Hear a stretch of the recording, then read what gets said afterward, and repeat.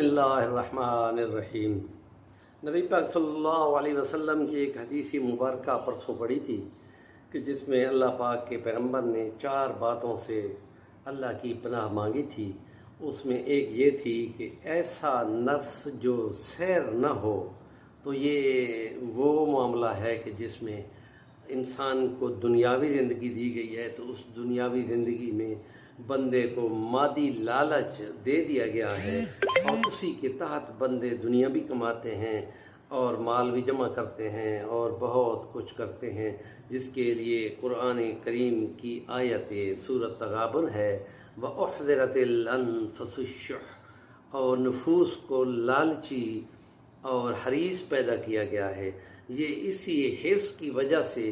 بندہ مال جمع کرتا ہے اور اپنے حقوق کے لیے کوشش کرتا ہے، لیکن اس کے ساتھ ہی اس کی انتہا کو روک دیا گیا ہے، لیکن اعتدال کا حکم دیا گیا ہے اور ساتھ کہا گیا ہے کہ وَلَا تَنْسَ نَصِيبَكَ مِنَ الدُّنْيَا، دنیا سے اپنا حصہ لینا مت بھولنا۔ ترک دنیا اور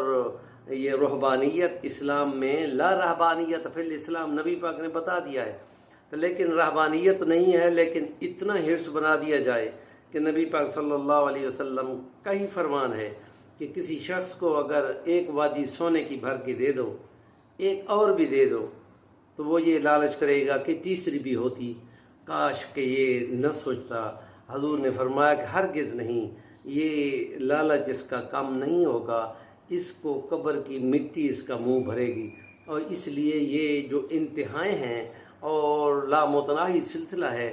یہ 2 نظام ہے۔ اس میں ایک اشتراکی نظام ہے، بندے کا حق بالکل لے لیا گیا ہے اور ریاست النظام کے حوالے کر دیا گیا ہے اور وہ اپنے ضرورت کے مطابق ان کو مہیا کرے گی۔ اور دوسرا سرمایہ داری کیپٹلزم، جس میں ایک سرمایہ جیسے بھی بڑھاؤ، بے شک بڑھاؤ، اور اس میں حلال و حرام کی کوئی قید نہیں ہے۔ اسلام کا نظام اس میں یہ ہے کہ کیپٹلزم تو ہے کیونکہ لوگوں نے اپنی زمینداریاں کرنی ہے، کاروبار کرنے ہیں، لیکن اس میں زکوٰۃ رکھ دی گئی ہے کہ وہ آزمائش ہے کہ کتنی وہ اللہ کی رضا کے لیے اپنے پیسوں کا حساب کر کے خدا کے لیے اس کے بندوں کے ہاتھ پہ رکھتا ہے، اور پھر یہ کہتا ہے کہ وَفِي أَمْوَالِهِمْ حَقٌّ مَعْلُومٌ لِلسَّائِلِ وَالْمَحْرُومِ، اور یہ ان کو دیتا ہوئے کہتا ہے کہ یہ اپنا حصہ ہے، وصول کرو، اور اگر ایمان پہ نہیں ہوتا تو وہ نہیں دیتا، اور اگر کیپٹلزم ہوتا ہے تو اس میں یہ چیز نہیں ہوتی۔ اور حضرت ابو ذر غفاری یہی کہا کرتے تھے کہ کسی کے پاس کچھ بھی نہیں ہے، سب ریاست کو ہونا چاہیے ضرورت کے۔ حضرت عثمان غنی نے ان کو پھر جلا وطن کیا تھا اور بہت دور مدینے سے باہر کہیں ان کو شفٹ کیا تھا، پھر وہ وہیں فوت ہوئے تھے، اور نبی پاک صلی اللہ علیہ وسلم نے ان کو دیکھ کر ایک مرتبہ فرمایا تھا واہ ابو ذر، تو